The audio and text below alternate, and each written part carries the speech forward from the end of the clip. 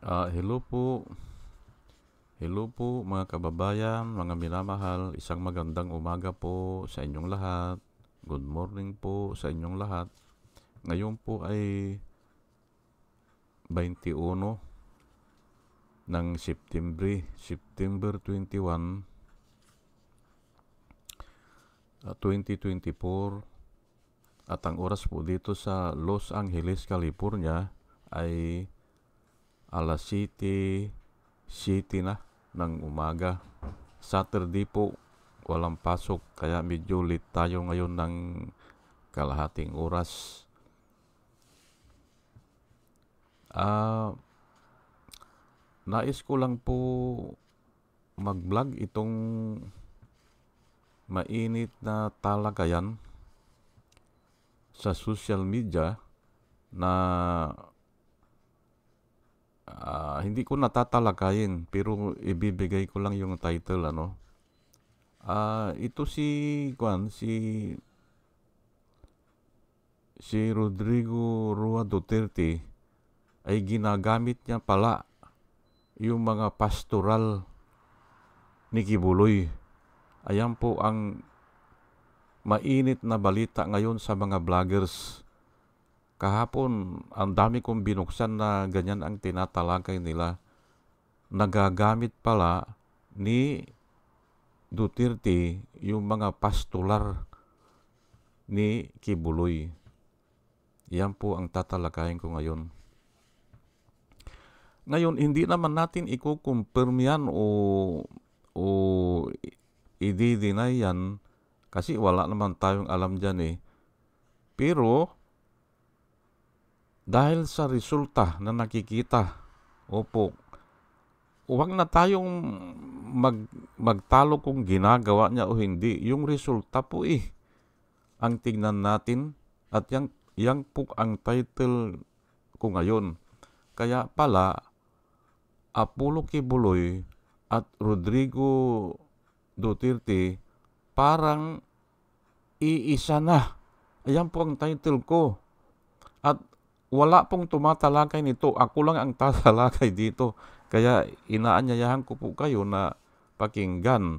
Pero masisilan po ito kung ayaw nyo pong pakinggan ay okay lang po sa akin. May masisilan po na pananalita at humihingi na po ako ng dispensa agad. Ay hindi kasi madiskasi kung hindi babanggitin yung mga masisilan na pananalita. Opo. Pero sisikapin ko na iiwasan ko rin. At ulitin ko hindi na ako makikipagtalo kung totoo ba ito o hindi. Basta ang nakalining ako, totoo ito na nagagamit ni Rodrigo Roa Duterte yung mga pastoral ni Kibuloy dyan sa KOGC. Ayan po. At parang kwan po yan parang idadaan mo sa litmus paper. Ano yung resulta doon? Ano ang color ng litmus paper? Malalaman mo kung acidic o salty yung isang tubig o isang bagay, hindi ba? O na liquid. Ayan po yung resulta. At ang resulta po ay para na silang iisa. Ayan po Iyan po ang nakikita ko diyan. Hindi makahiwalay si Duterte kay Kibuloy. Si Kibuloy naman ganun din. Ay bakit? Ay ito nga ang tatalakayin ko ngayon. Opo. Gagamitin ko po ang Biblia para mas maliwanag at wala pong tanong-tanong. No question asked. Opo. Pag ang Biblia po kasi ang nagsalita ay sigurado po yan na maaring hindi natin iniintindi, maari hindi natin pinapakinggan o bali wala lang sa atin pero matindi po yan. Bakit sila ngayon ay parang iisa? Opo. Totoo po yan. Sila ngayon ay iisa. Hindi lang pala doon sa marami din ang nagsasapantaha, kaya hindi niya maiwanan si Kibuloy o ang KOGC o yung kayamanan ng KOGC kasi sa kanya yan. Malaking portion siguro yung mga ill-gotten wealth o yung unexplained wealth, dyan na inilatad o inilagay. At maaring yung iba ding politiko na sumusuporta hanggang ngayon kay Kibuloy, malamang ganun din. Kaya hindi nila maiwanan yan. Pero ito, mayroon pang isa na balita kahapon, mainit. At nung isang araw pa ito, ginagamit pala ni Rodrigo Roa Duterte yung mga innermost, hindi ba? Innermost na mga pastoral, naku po, ay talagang hindi siya lulusot dito sa Biblia. Opo. Kaya sila ay nagiging isa. Ayan po. Pero bago po ang lahat ay hayaan nyo muna na pasalamatan ko po itong batch number 1 ng mga subscriber po natin. Kahapon mayroong bago Kaya hindi ko lang naisulat yung pangalan niya dito Opo, parang chicken market ang ang pangalan niya. Opo, bagong subscriber po. Ay nagpapasalamat po ako sa inyo Actually, yung dumagdag nung nakaraang 3 araw 3 rin ata ang dumagdag. At nagpapasalamat po ako sa inyo ito po sila itong batch number 1 po ito salamat po sa inyong lahat Si Rosana Narumi ng Japan, Al Ulalya ng Bacolod, Pampanga, Librager, Alex Sarmiento, Dolor Garcia ng Milano, Italy, Nana Antibi ng Bahrain, Will Utaib ng Laguna, Nilson Balyaran, Julia Magbanua ng Singapore, Andre Deliver, Arnold Pirnan ng Cebu, Larry Narbais, Jos Shalan, Elenita Skrapler ng Germany. Salamat po sa inyong lahat. Bin Puno, Liti Peralta ng Mamburao Occidental, Mindoro, Maribel Baligat Colio, Quertiquio, Jonah M., Rinaldo Abintino, Mer Herrera ng Ibaston, Illinois.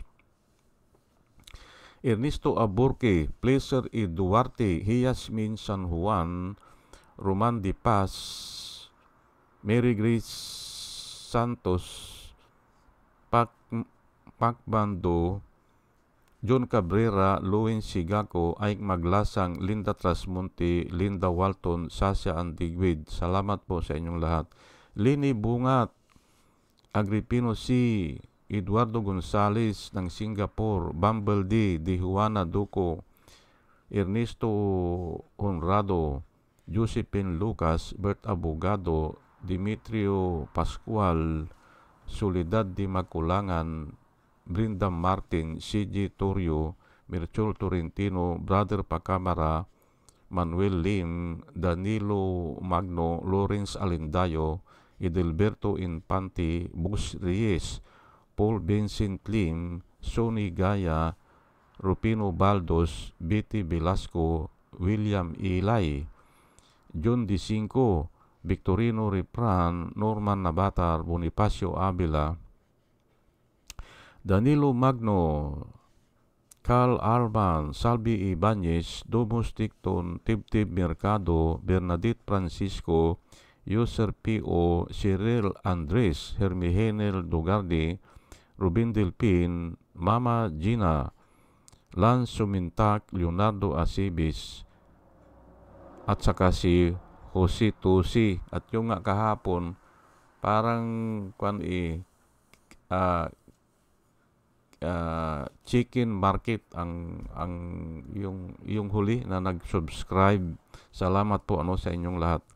At ito naman po ang mga vloggers na nire-recommenda ko po sa inyo na ating panoorin at suportahan. Ito po sila Michael Apasible Bulletin, Attorney Inso Recto, Bunyog Pagkakaisa, Blancaster Armandin, Engineer Tuto Kausing, Aling Marie, Mr. Sa Totoo Lang To, Christian Isguera, PMTGR Vloggers, The Action Man, Roy Japantorus, Divina Apostol, CJ Pischay, Kapihan ni Artat Ago, Demjus Journey Kakamping, Ang Batas with Attorney Claire Castro, at saka si Waldi Carbonell.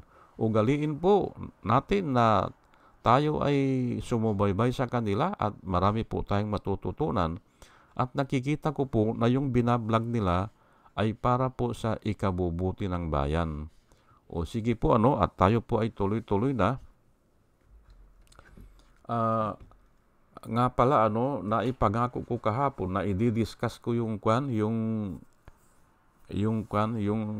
advantage ni Bongbong Marcos sa mga yung mga kalaban niya, pero nakaready na po sa akin yan.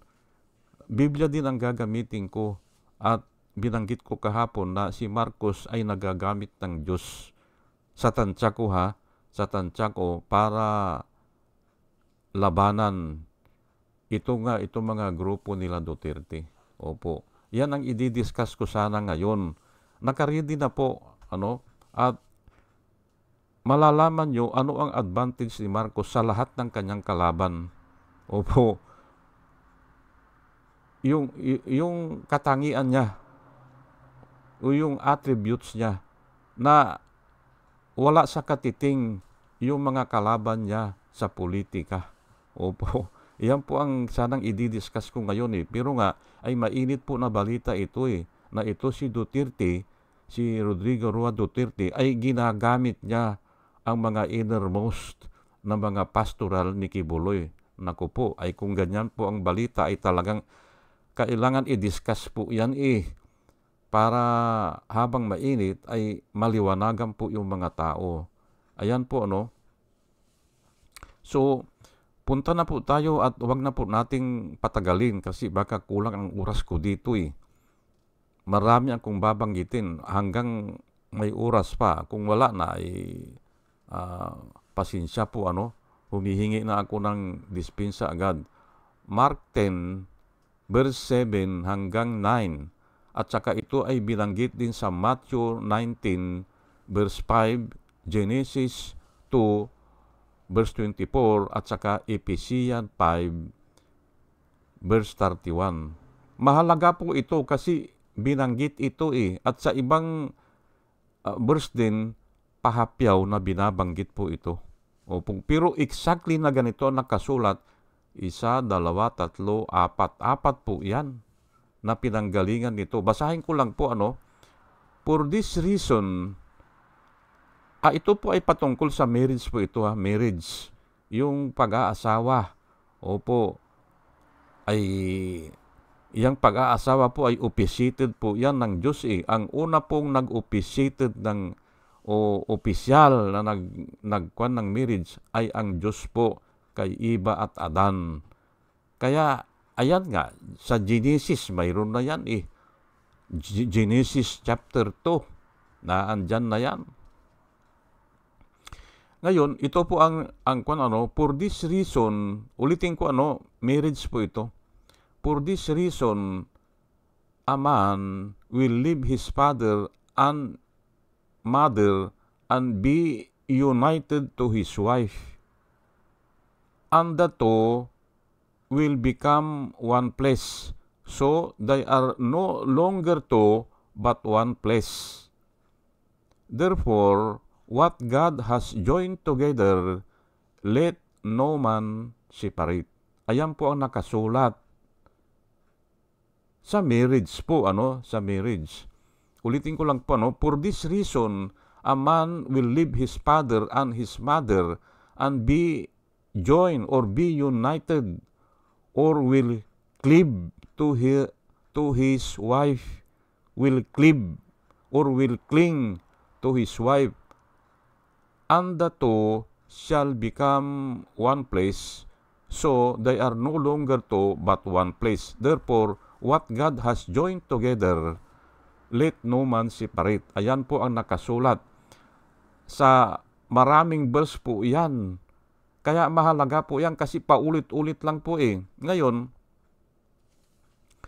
ay ito po yan Ah, kung si Kibuloy, kung si Kibuloy, punta muna tayo po kay Kibuloy. Marami siyang inaasawa. Ay, kuha na po tayo, prangkahan tayo dito kasi nga kulang ang oras natin eh.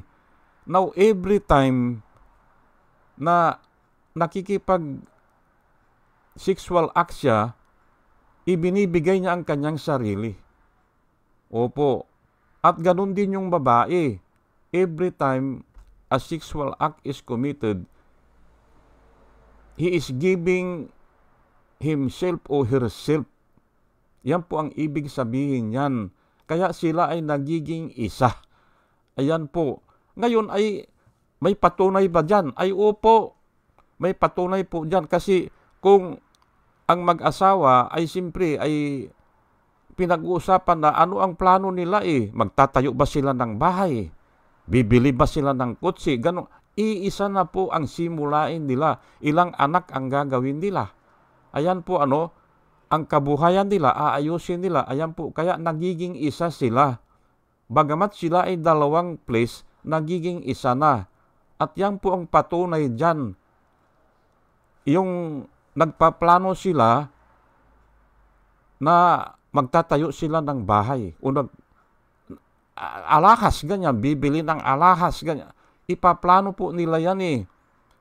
Ngayon, ang isa pang proof dyan, kung sisiraan mo yung asawa niya o yung katalik niya, nasasaktan din siya eh.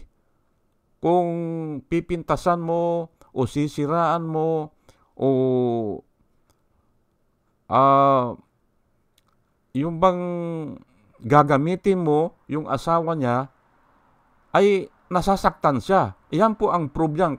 Kasi nga dati silang isa eh. Ngayon kung magkakahiwalay sila, nasasaktan eh. Ang bawat isa. Is that correct? Tama po yan. Every time na nag-sexual act ka, yung may intimacy po yung ganyan. Ay every time naman na maghihiwalay kayo, nasasaktan ka eh.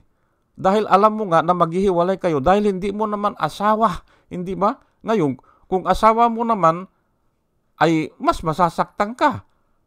Kasi nga, ay bakit ba kayo naghiwalay? Ay dahil pumatol sa iba, masasaktan ka.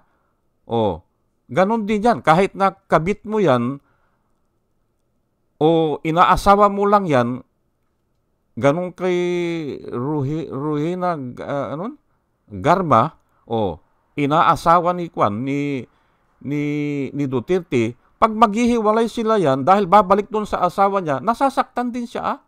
Ayan po. Hindi ba? At yung pa nga, na-involve pa ata sa SPO4, hindi ba? Nasasaktan din yan Ganun po yan. Ay hindi naman maiwasan dahil kadil pala niya, bagman niya pala, yung SPO4. Kinikwento ko lang po yan para maintindihan natin na maigi. Pero ang pinapaliwanag ko dito, every time na you do the sexual act, ay you are giving yourself. Ayan po maliwanag po yan. Ngayon, ay 1 Corinthians 6:6. Or, don't you know that he who unites himself with a prostitute is one with her in body? Ayan po. Hindi ba? Ang tinutukoy po dito ay prostitute in body. Pero pag ikaw ay nalulong na o binabahay mo na o kinakasama mo na talaga, ay hindi lang in body yan eh. Lahat yan. Kaya nga nag-aaway po ang pamilya, pati yung mga anak eh. Kasi nga nagtatayo na ng bahay eh. Hindi ba? Nagnanakaw na yun si congressman para ibigay doon sa kabit niya. Tapos ngayon sasabihin nyo na hindi kayo naaapektuhan. Apektado po kayo. Lahat ng desisyon nyo, lahat ng gagawin nyo, apektado na. Kasi mayroon ka ng kabit. Hindi ba? Ay kung mayroon kang 3 kabit, ay wala ka ng identity. Wala na po. At yan po ang nangyayari ngayon. kay Rodrigo Rua Duterte. Wala nang identity yan. Wala na.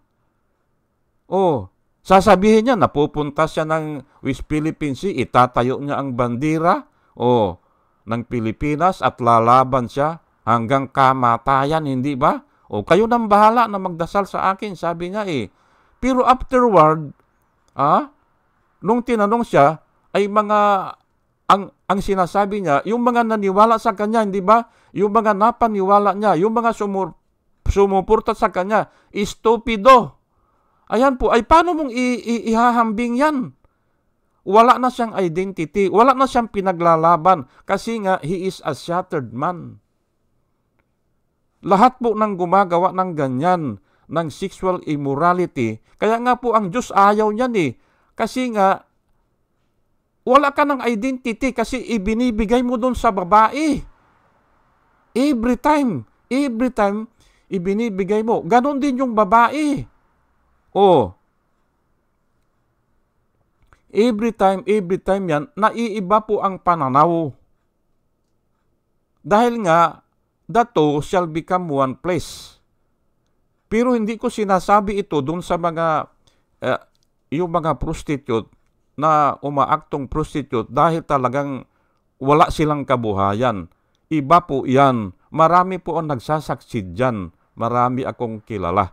Marami akong nakita na nagsisi, nabigyan ng pagkakataon na magsisi, nagpakasal, ay gumanda ang buhay. Iba po yun kasi nga ay simpre kahit naman si Jesus Christ hindi ba?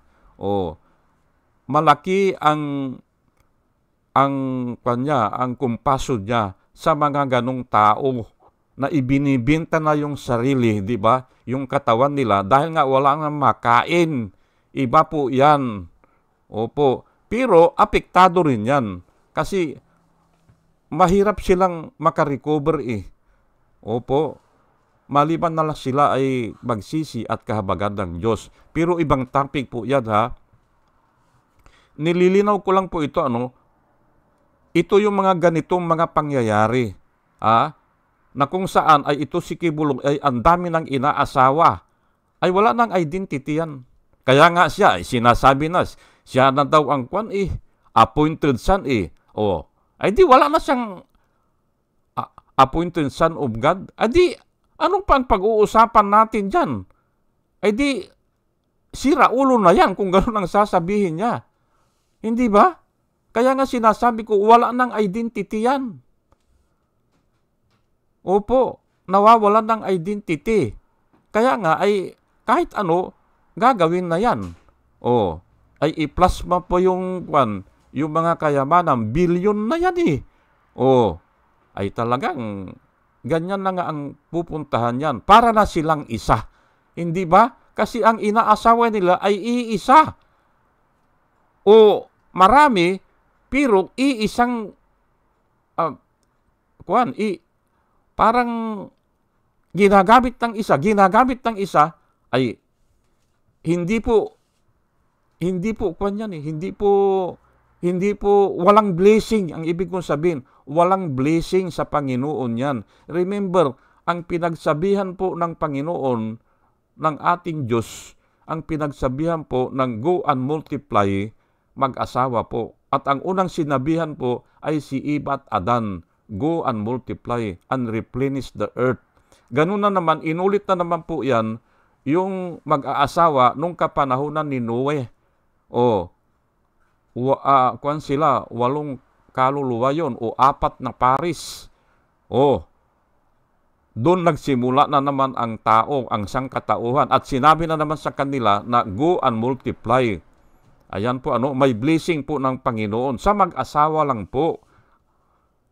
Sa mag-asawa. Pero pag ganito, na inaasawa lang, ay nasa shattered po yun na nga, ang sinabi ko ay yung decision making una, hindi ba? Magnanakaw para itustos sa bisyo.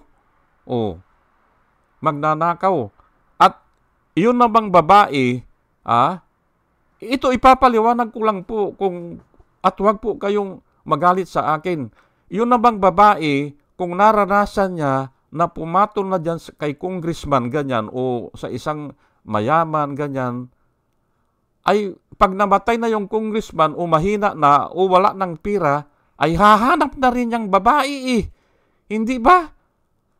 Kahit na janitor yan, papatulan na yan, o kaya gardener, o tubiro, o kargador, papatol na yan. Kasi nga shattered na siya eh. Ganun po yan. O, parang wala na siyang decision making. Ay, wala na eh. Ganun po yan. Nasa shattered kasi ang tao.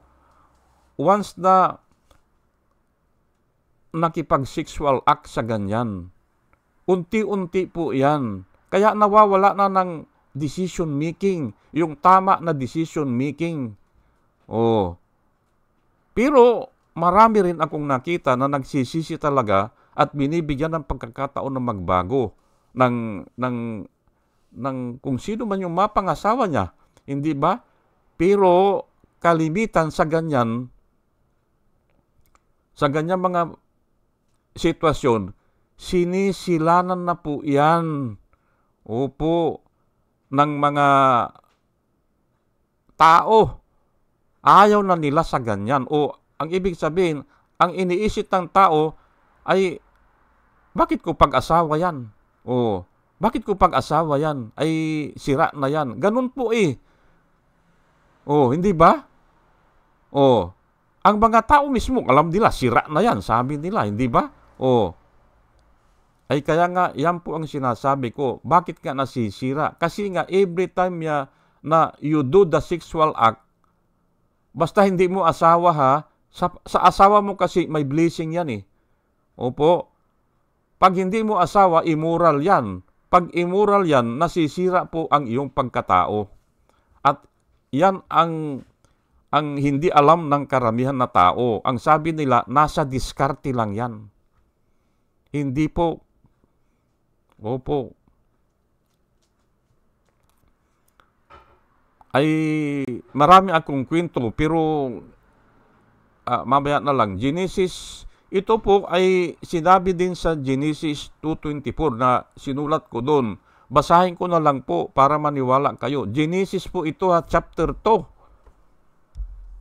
Therefore shall a man leave his father and his mother and shall cleave into his wife and they shall be one place. Yan po ang sinabi sa Genesis. Noon pa ha, wala pang sibilisasyon, wala pang gobyerno, wala pang mga tao, dadalawa lang, si Eva at Adan lang. Iyan ang sinabi. Hindi ba?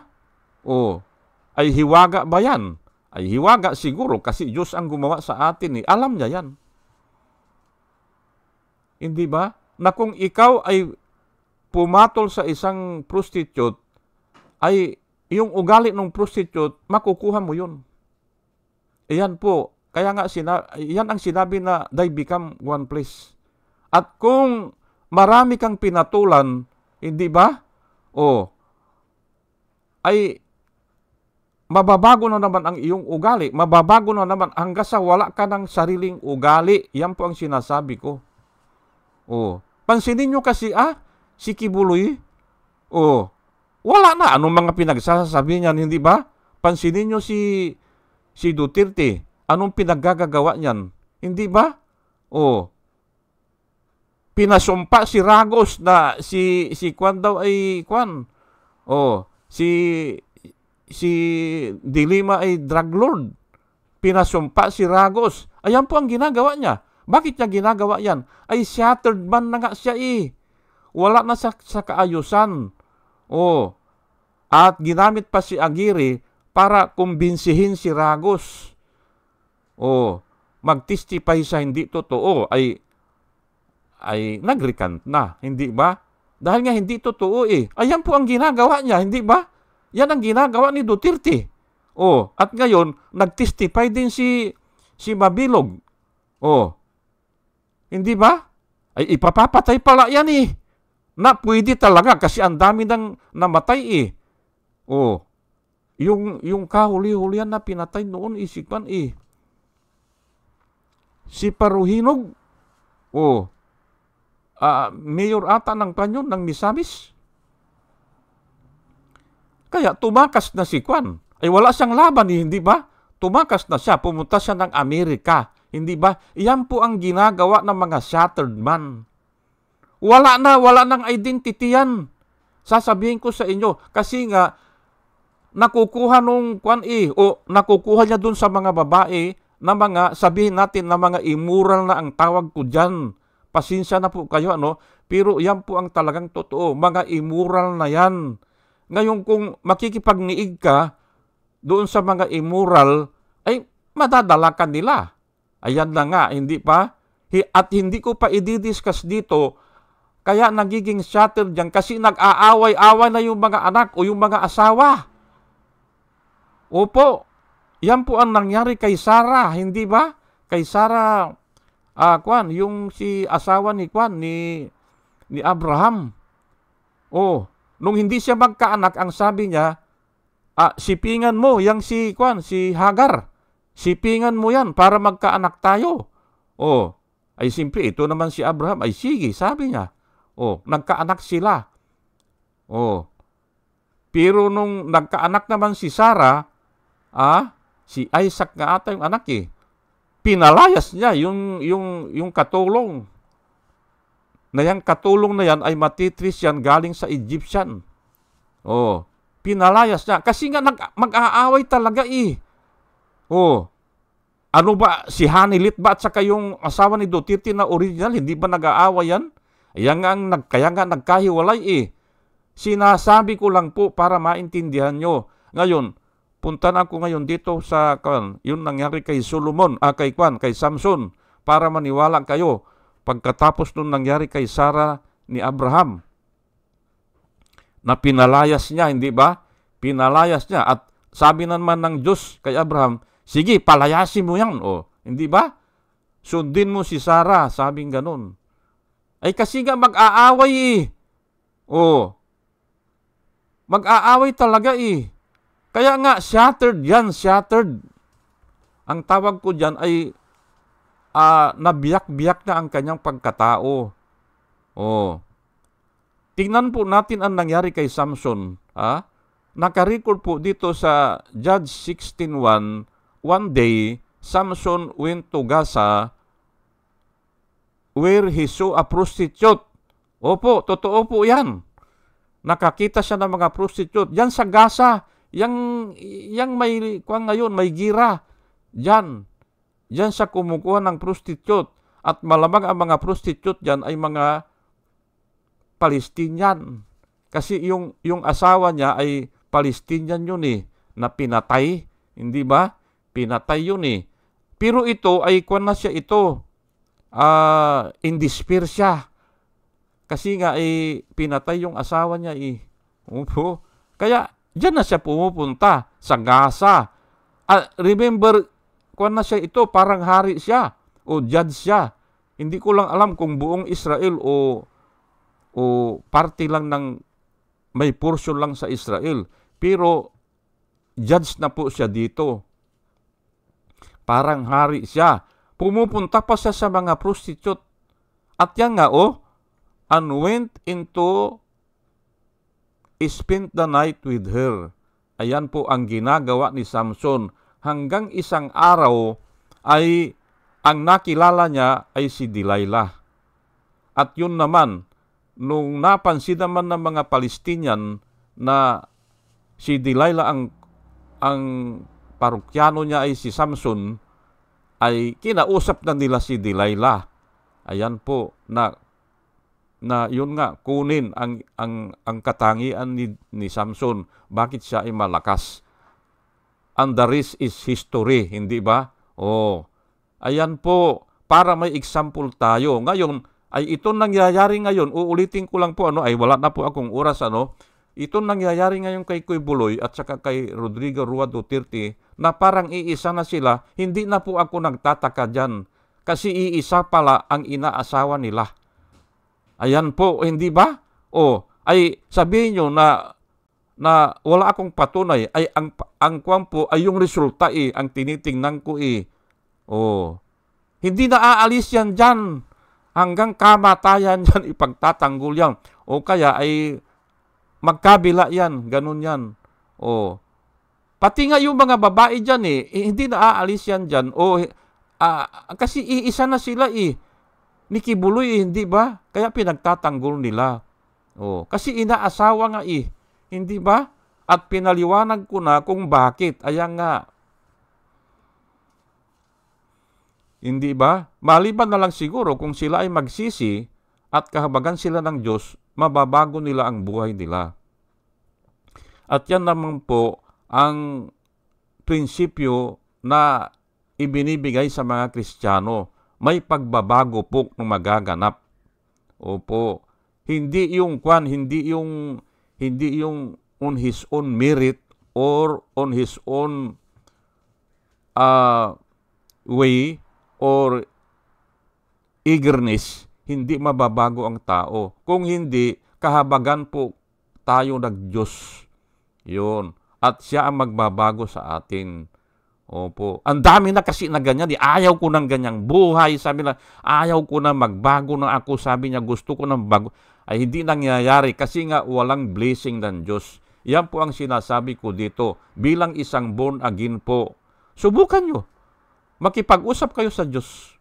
Opo, o kay Kristo. Kasi hindi naman natin alam ang Diyos Wala po nakakita sa Ama. Kung hindi si Kristo. At siya ang nagpakilala o siya ang nagpaliwanag kung ano yun. He is the express. Jesus Christ is the express image of the invisible God. Kaya doon tayo hihingi. Doon tayo makikipag-usap. Kasi yun po ang nakausap ng mga tao. Ayan po O sige po, hanggang dito na lang po At sana sa ating pakikinig ay mayroon po tayong nakuhang wisdom na nanggaling po sa Panginoon. At muli mga kababayan, mga minamahal, isang magandang umaga po sa inyong lahat. Good morning po sa inyong lahat. Hello po at salamat po sa inyong pakikinig. Salamat po ng marami.